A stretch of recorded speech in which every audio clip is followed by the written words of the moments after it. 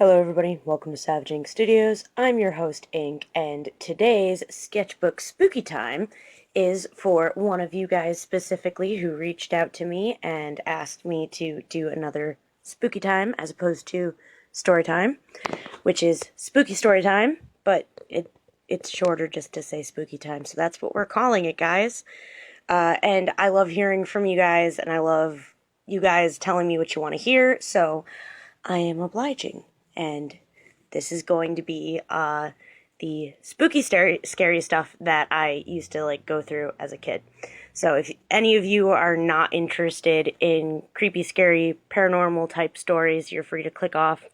For those of you who are interested in that, keep listening. So, for those of you who are super familiar with my channel and watched all my videos, you know that I grew up in two different homes. I grew up in my dad's house, and my dad's wife was super Christian. And then I grew up in my mom's house, and that family is Wiccan. So I grew up with two really different upbringings and was exposed to a lot of different kinds of stuff. And despite the fact that my dad's wife was Christian, she still believed in spooky paranormal stuff. I mean, because she had previously dabbled in the religion and had seen things that you can't unsee, which generally is where the belief in the paranormal comes from. Most people aren't born and raised believing in spooky scaries. You have to see and hear and experience the spooky scaries to know that it's real, which is the same for me. I'm actually a really skeptical person, and I don't just buy into stuff until I see it or experience it. So, me believing in the paranormal literally is only because of all of the crazy shit that I've seen in my lifetime, which I would assume is mostly because I come from a Wiccan family that dabbles in a lot of that kind of stuff. So, alright, so I was really, really messed up as a kid. I had been through a lot of really awful stuff. And so it would be totally normal for a young child who had been through some traumatic experiences to have night terrors, which is essentially basically what everyone chalked it up to be when I would, claw at my door and scream and cry and beg to be let out at night and had to sleep with the lights on, which I did for an embarrassingly long time. I'm pretty sure I was 10 before I was able to sleep without a nightlight because I was just terrified of being alone in the dark in my room. But it was not spooky night terrors because life sucked. It was actually because there was activity going on in said room that didn't like me much. So when I was really little, I had my share of haunted houses, and it didn't help that my mom and the other women in our family were doing things like seances and circles in houses, in rooms with little baby me, because that's just not a good idea to do, around babies and shit, just so you know. So I had a lot of exposure. I had a lot of stuff that sort of followed me back to my dad's house, if you will. And it was always really bad. From the time that I was really, really little up until I remember being probably 7, 8-ish and not being able to sleep at all, to the point of actual insomnia, because it started with just the spooky scaries and stuff tugging on my blankets. And by the time that I was 10, I would get up in the morning and I'd have bruises and scratches. And once I hit 11 and started having hardcore mental health issues with depression and whatever, I had voices telling me that I should just off myself and that nobody would miss me and that nobody wants me around and that the people that I loved would be happier if I just didn't exist anymore.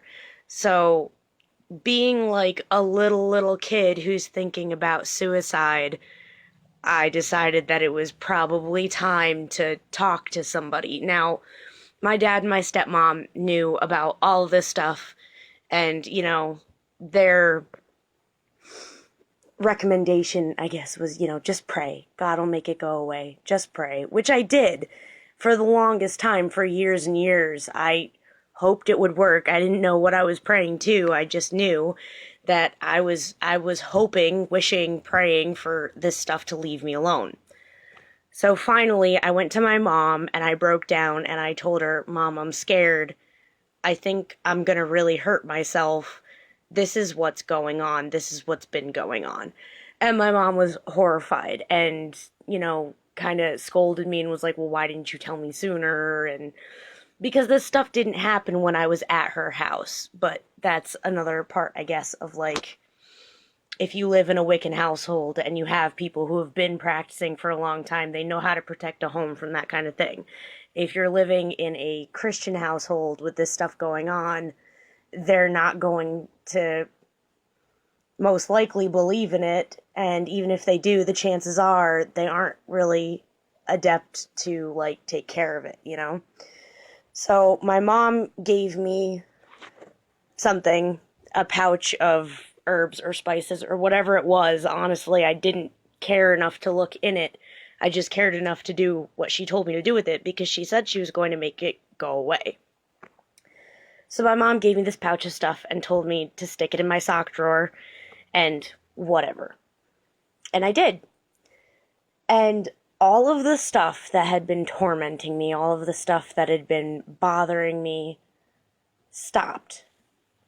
But it only stopped bothering me. It didn't go away.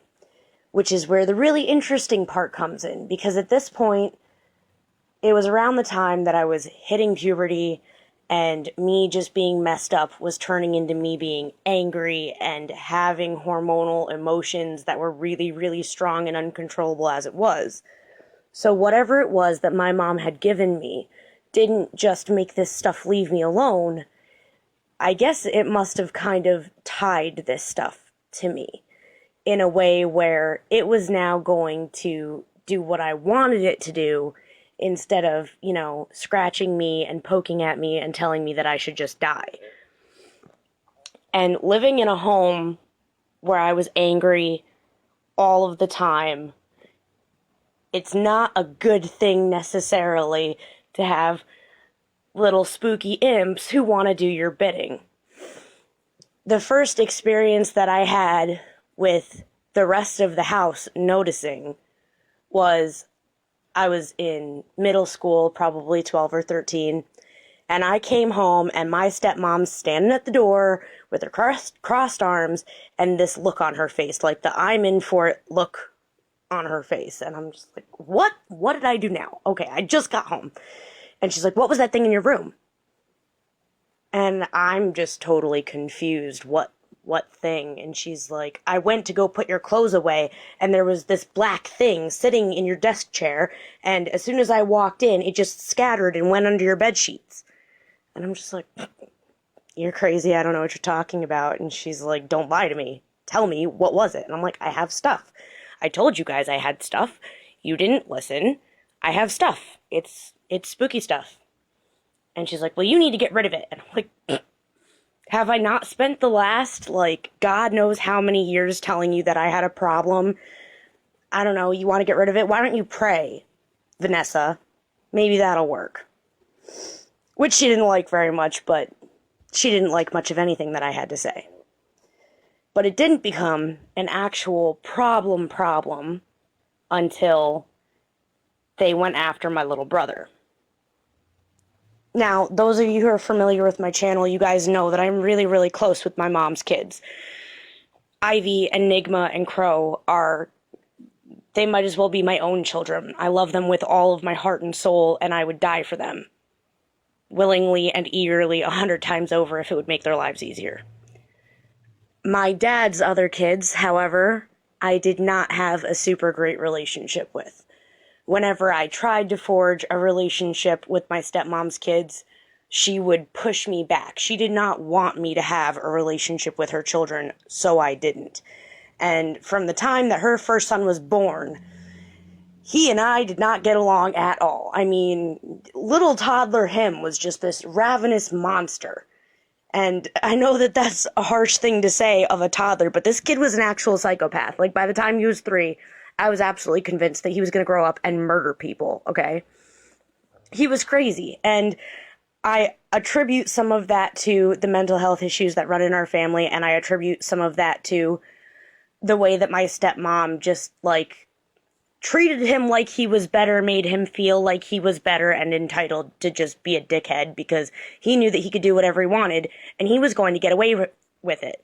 I remember coming home from school and this kid would run at me as soon as I stepped foot in the door with a pair of scissors. And if I stuck my arm out to try and hold him back from me so that he couldn't stab me, I would get grounded and he would not even get scolded. So I think that that's a huge part of, like, where our hatred for each other came from when we were both really young. So anyway, I came home from school on a different day, and my stepmom flew at me as soon as I came through the door. I'm just like, what is this lady's problem? You know, it's always something. And she's like, your blanket attacked my son. And I think I might have actually laughed because that's just the weirdest statement to hear out of nowhere. Your blanket attacked my son. And I'm just like, well, lady, what are you on about? And she's like, I gave your brother your blanket so that he could take a nap. And I left and I heard him screaming and I ran back in and it was holding him up against the wall by his neck. And at this point, you know, I was in such emotional turmoil that literally nothing affected me in an appropriate way. So my literal response to your blanket was choking my son was, well, maybe you shouldn't give him my stuff. It obviously doesn't like him. And this led to her actually bringing me to my therapist that week and us sitting down and her saying that I was cursing things and trying to kill my little brother, which was not true at all. Now, if the stuff in my room happened to pick up on the fact that we hated each other and was acting of its own volition on the fact that I hated this kid, well, she shouldn't have been giving him my stuff. You know, I kind of have to maintain that, you know? And my shrink believed, I think, in this stuff more than most doctors would, because I could talk to her about this stuff, and she genuinely seemed to buy into it. So when my stepmom came to therapy with me that week and was like, she's doing curses and her stuff is attacking my kid and she's trying to kill my kid, she seemed to actually buy it and be concerned. Like, are you really trying to kill your little brother? And I'm like, no, it wasn't me. Like, just because that's what the stuff that is stuck to me did, that doesn't actually mean that I did it. I had no control over what happened, you know?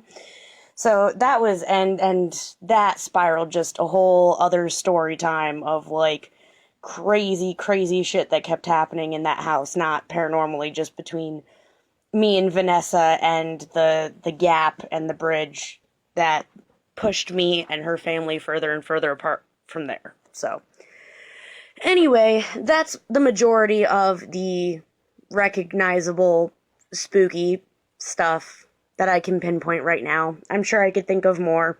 If you guys are interested in hearing more, you know, let me know and all that jazz. So, you guys know the drill. Check out this awesome fan art by these awesome artists, because they're awesome. Like, comment, and subscribe, all that jazz. If you have any questions, comments, suggestions, you know where to put them, and please feel free to check out my merch shop. I've got some new stuff up there, and I will see you guys in the next one. Peace.